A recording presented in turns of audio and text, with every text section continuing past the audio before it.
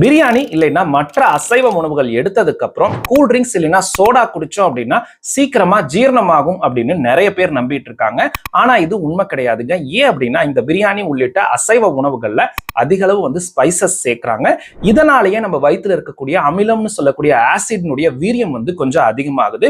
அதோட சேர்த்து இந்த சோடா சேர்க்கும் போது இதுல இருக்கக்கூடிய கார்பன் டை ஆக்சைடு இன்னுமே அந்த அசிடிட்டியை அதிகரிக்குது.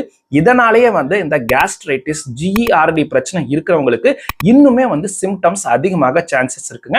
அது மட்டும் இல்லாம பல ரிசர்ச்ல என்ன சொல்றாங்க அப்படின்னாங்க, இந்த சோடா போன்ற ஹை கலோரி ஃபுட்ஸோட சேர்த்து ரெட் மீட் அதிகமா எடுக்கிறவங்களுக்கு மற்றவங்களை கம்பேர் பண்ணும்போது கோலன் கேன்சர் அப்படின்னு சொல்லக்கூடிய பெருகுடல்ல ஏற்படக்கூடிய கேன்சருக்கான சான்சஸ் அதிகரிக்குது. ஏன்னா இது இன்ஃப்ளமேஷனை அதிகரிக்குது அப்படின்னு சொல்றாங்க. அப்ப என்னதான் சார் குடிக்கிறது அப்படின்னு கேட்டீங்கன்னா, கார்பனேட் பண்ணாம ஜூசஸ் நீங்க எடுக்கலாங்க. அதுவும் இந்த பிரியாணி போன்ற ஹெவி மீல்ஸ் எடுத்து 1 மணி நேரம் கழிச்சு தான்